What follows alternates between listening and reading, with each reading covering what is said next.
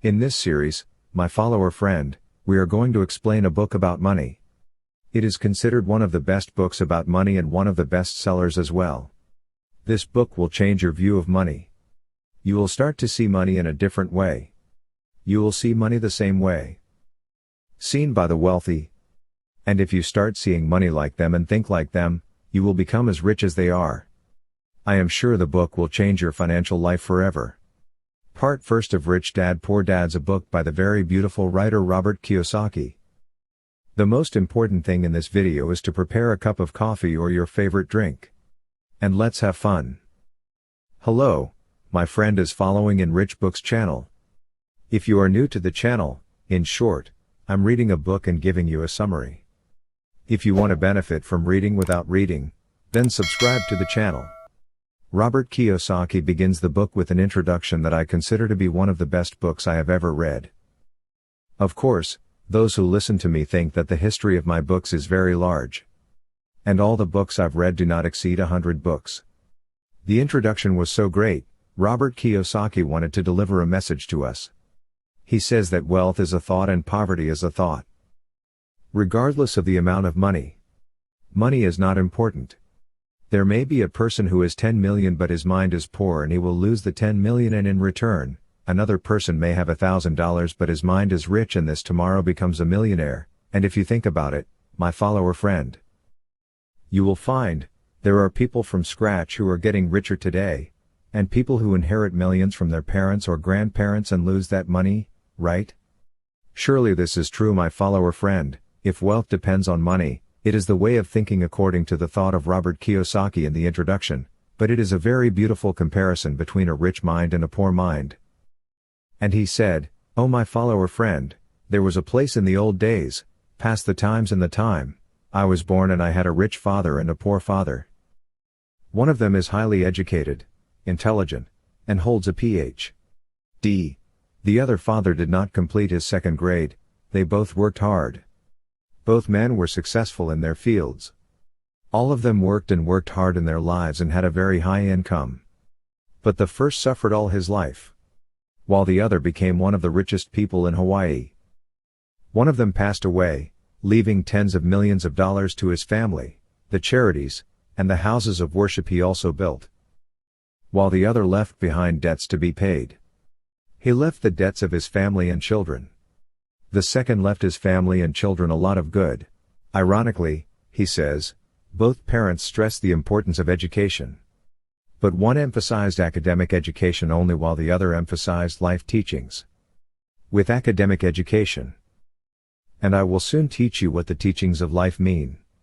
Of course, he says the problem is that when I was young and they were all in an average state, neither the rich got rich now nor the poor got poor. This brought me confusion. Each of them gives me advice, but I don't know who to listen to and the differences between them are almost unbelievable. He told you, for example, the love of money is the source of all evil on earth. People run after money, companies, and the world because of the evils in the land. They are the ones who ate the money and because of them the poor, the famines, and the homeless. The second says that lack of money and poverty is the cause of all circumstances.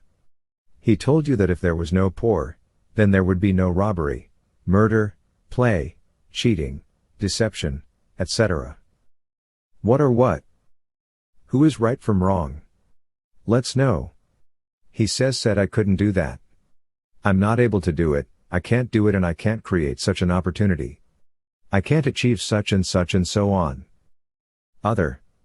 He always says, how do I do it?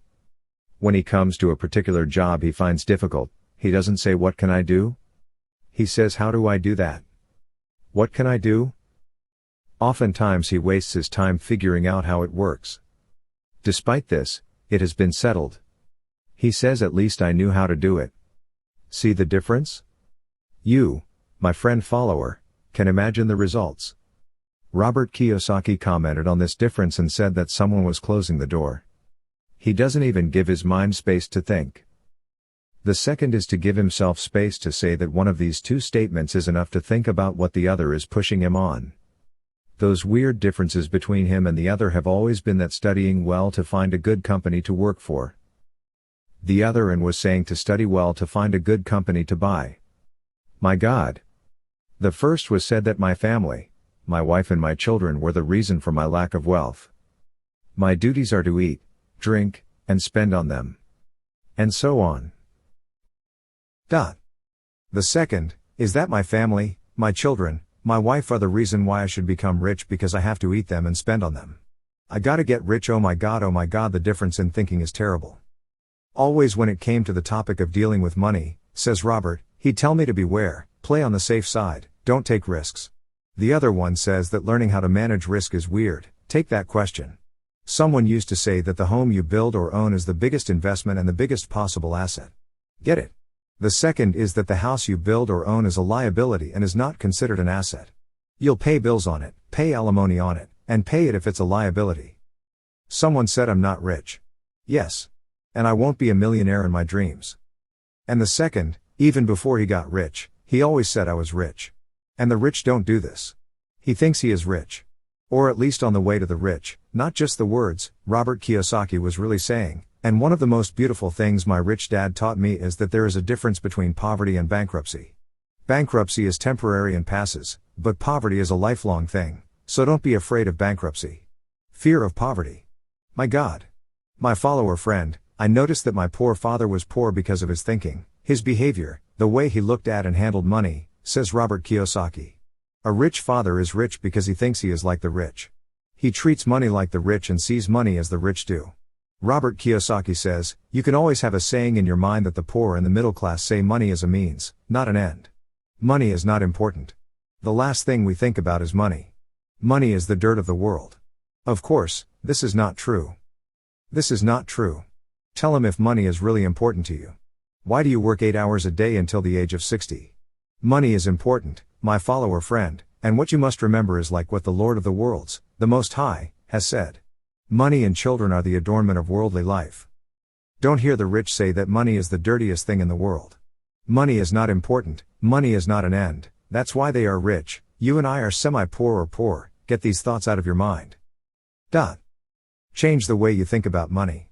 You have to see the money, that's normal. It is your right to think about how to own wealth. You and your children have the right to leave millions of money to them.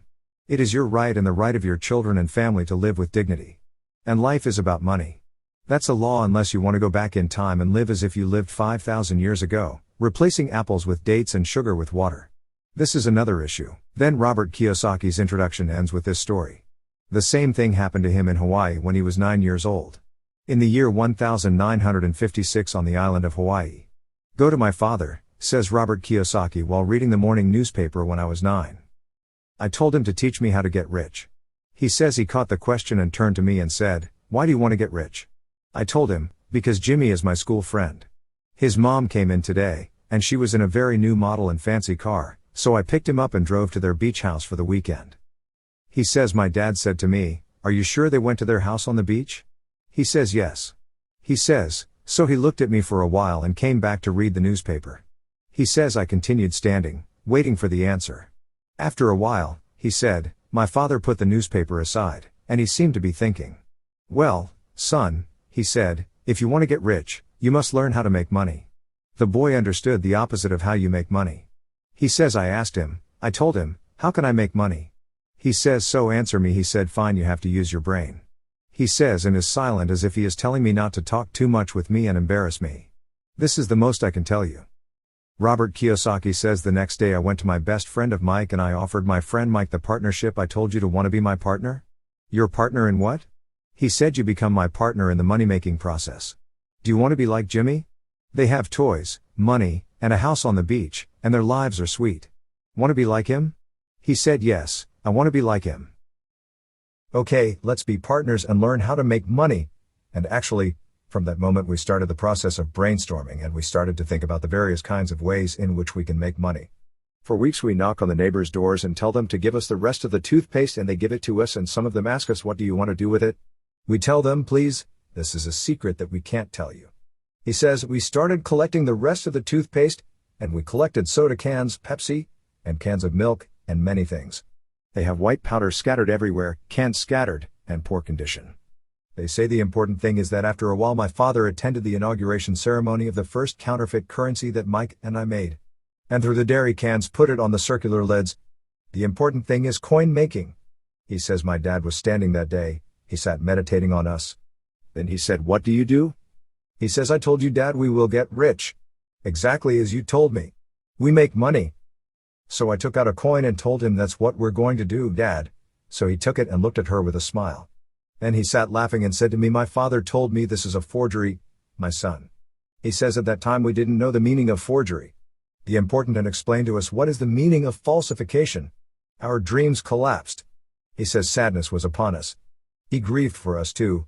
He said, "Look at me. Want to learn how to make money?" Make means that you earn, not make. He means counterfeiting. I said to him, "What do you teach us, please?" He said, "Listen to me, go to Mike's dad, and he'll teach you how to make money." He says, "Mike and I. High salary. They say don't be afraid, one day his dad Jimmy will become a poor one. Unlike your father, Mike, your father is wise. He knows how to make wealth from money. And one day he will be rich." My follower friend, Abu Mike, really became rich in the future, and Abu Mike is the rich father that the Kiyosaki robot was talking about. Robert Kiyosaki says, Mike went to his father and said to him, "Dad, we want you to teach us how to make money from wealth." He says, "Schedule a day for us to meet him," and it was Saturday. When Saturday came, we went to Mike's house, which was the meeting place where we would meet with his father. He says, of course, the house at that time was wooden and a bit broken. However, he says he had a small office and the staff was with Abu Mike at that time. He owned 2 stores and a warehouse. He says 3 employees met with Abu Mike on Saturday. He says we came and queued up. I want you to focus on the queue, my follower friend. He says after a while the employees came out and the lady came in shortly and the lady came out and the third important came in after a long wait. Our turn came, he says, so we entered, me and Mike, and he was standing at his desk thing, so he asked us while he was sitting pulling the chair, "Are you ready, boys?" He says we nodded with 2 heads, yes. Yes, he says. Then he looked at me exactly and said, "My son, Mike told me that you wanted to learn how to make money. Is that right, Robert?" He says, of course. Abu Mike was prestige, so I answered him, yes, this is. He said, well, I want to give you an offer. I will teach you how to earn money, but I do not teach you the traditional way, which is through speaking and giving lectures like in schools. I will not teach you the way that teaches you. You will work with me, and whoever does not want to work for me will not learn anything. He says, this is my offer. Do you accept it or reject it? So I said to him, okay, may I ask you a question? He said, no, there is no room for questions. This is the offer, either accept it or decline it. Robert Kiyosaki says, if you learn how to make decisions fast, you will never learn how to make money. Opportunities come and go quickly. If you are willing to make your decisions quickly, you will have an opportunity, and you want someone to teach you how to make money, and this is an opportunity, and now you either have to accept or refuse. Terrifying, terrifying, my follower friend, he says, so I told him I accepted. Mike said, I accepted.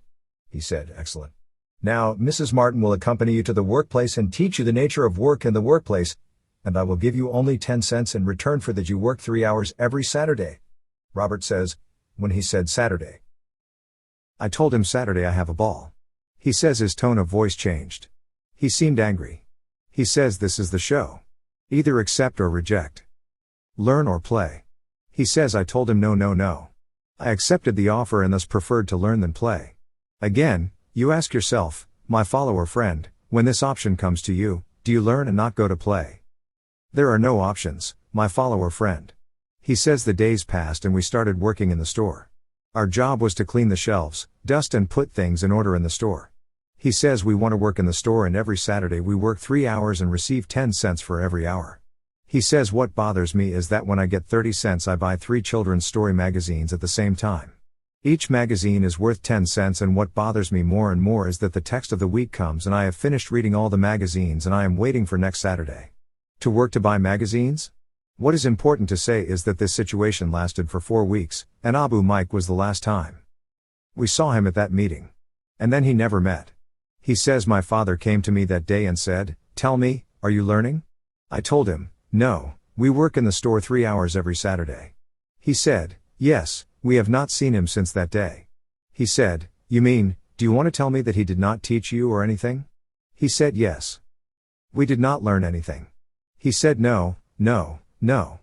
We will not be silent about this. He sits and uses you as kids to work with him at the store. Go and tell him, teach me like people or give me a salary over 30 cents. This is my exploitation, of course. Keep in mind, my follower friend, that this is his poor father's. He says, indeed, by God, I charged myself with negativity and went along to the store and met Mike. He says I went to Mike and told him we have to meet your father, Mike. I can't stand it any longer. We have 4 weeks now and we haven't seen your father. And all we get is 30 cents for shelving. I honestly don't have the time, I want to learn how to make money. Your father is wasting my time. Either increase my salary or quit my job. Mike. Robert says calm down. My father told me I would come. And he said to you, tell Robert that my dad wants to meet you on Saturday. So I looked at him and was surprised. No, Mike, you're kidding, you know all this and don't tell me all this time. He says the important thing is that we went to meet Mike's dad on Saturday and we waited again at Q. Our staff was there and we were waiting. He says but this time it was different. Meetings with his staff ended, he picked up the phone and sat talking on the phone for half an hour. I was annoyed while he was talking on the phone. The important thing is that after the call ended, he spoke to us very coldly, and finally opened the door for us and said, now, it's your turn. By the way, my follower friend, I want you to focus on this conversation, because I think it's the most important conversation that ever took place in the introduction. He says, so my rich father said while he was lying in his swivel chair, Robert, I heard you either wanted a bonus or you were going to quit the job. You promised us that you would teach us but you broke your promise. For 4 weeks we did not see you, nor did we hear a word from you. Me because I quit playing football and came and worked with you and worked hard. And I think you're laughing at me and taking advantage of my time, he says, and he'd look at me and hear my words to the other, and then he said, I'm not bad. In less than a month, I'm like most of my employees. He says, honestly I didn't understand what he was saying, you followed my words and told him you don't want to teach me. He says but I teach you. I told him no, you don't teach me? You have 4 weeks, you haven't talked to me, I haven't even seen you. What did you teach me? He said, but I will teach you my way. He says I got angry and told him no, you don't teach me. You want me to work for the cents you give me. He said, and he looked at me and said, now I look like most of the employees who worked for me. I became like the people who sit and work for me. Who fired him or resigned. He said I wanted to end this discussion, so I said to him, why don't you teach me? He says, who told you that? He said tell me what you taught me. Without meeting me and without talking to me, how does that mean? Well, he said, do you want me to teach you the same way they teach you in school? I give you some lectures and speeches. This is not my way of teaching. I teach you like life, that life teaches you without talking to you. I swear it's true. He says I am teaching you life lessons. If you learn them, you will succeed in your life. But if you don't learn it, life will continue to manage you. You walk like this, wallow in debts and obligations, and move from one job to the next. Robert the first asked him and I told him tell me what lesson you taught me. Do you mean to work 3 hours every Saturday for 30 cents? I see what I've learned is that you are stingy and pay little to your employees. This is what I learned. He says he laughs and asks me to change my outlook on life. And stop blaming. Try to change yourself, learn and grow wiser. When you encounter a problem, learn how to solve it, research it, and take advantage of it. Better than trying to blame others. Try to change your thinking and change yourself. Don't be like everyone else, you want all people to change without trying to change 1% of themselves.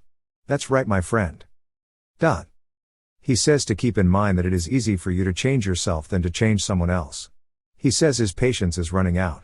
He said son, don't blame me for your problems. I said no. But you really are the problem. He says, okay, keep thinking about this, you will never learn anything. Keep thinking I'm the problem and teach me. What options do you have now? I mean if you are convinced that I am the problem. What options do you have? I told him the options were to raise my salary or I would resign. He said exactly now you are like half of the people who come and complain about their low salaries, so if they get increased salaries, they quit and go look for other jobs, they think second jobs will solve the problem for them. And you will meet them even if they find a job that pays them more after years when they complain about their salaries and they will quit and look for another job. Wait a minute my follower friend, doesn't the text of people settle like this? Yes it is.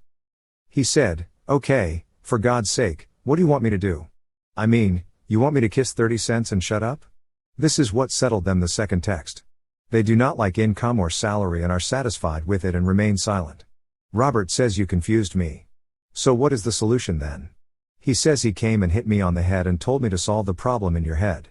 I told him what exactly? He said use your brain. The lesson I've taught you in the past 4 weeks is that a job and a salary will never make you rich. He says, so he asked me a question, and he said, how did it feel to wait for you twice, once to look for work? The other time I asked for a raise, I told him, it was a horrible and upsetting feeling. The lesson I want to teach you for the past 4 weeks, he said, is that if you choose to be an employee your whole life you won't be rich, and that's what will happen to you. From now until you reach the age of 55 or 60 years, you will spend the rest of your life chasing a job or chasing a salary, and no matter what the job is, the income is very high. So here you are now 9 years old, and I've discovered that this path is painful, and he said, I thank your Lord, you are 9 years old now, and you have tasted bitterness and achieved the job. He said that this was one of the life lessons I wanted to learn now that I was 9 years old before my age was gone and I didn't find out until after a while or never found it. He told me that rich people don't work for money. The rest are working jobs or something and working hard for money. No. Rich people's money works for them. They sit and there are people working with them. This is the first lesson I teach you. Tell me, my follower friend. Did you learn and benefit from this lesson or not? He says I looked down and was saying yes you taught me. He said are you ready now to learn more or not? He said yes I am ready. Well, said he, as of today you will work in the store without 30 cents, and he asked me, do you agree? So I said to him, well, and he turned to his son, Mike, and said, do you agree? He said, I agree. He said, go to the store, please. He says, I got out of it and was completely stunned. I came in order to raise my salary or submit my resignation, and now I go back to the store and work without salary. And here ends the wonderful introduction, my follower friend from this book, and in the next video, we will talk about the first of the 6 lessons that rich father Robert Kiyosaki learned, one of the richest people today. If you want to watch the rest of the series, don't forget to subscribe to the channel. If you like this video, share it with your friends. And don't forget to give us a like if you like the clip. Today's dose of happiness is over, my follower friend. See you next week, God willing, with a more beautiful and better dose. And thank you for your valuable time. Goodbye.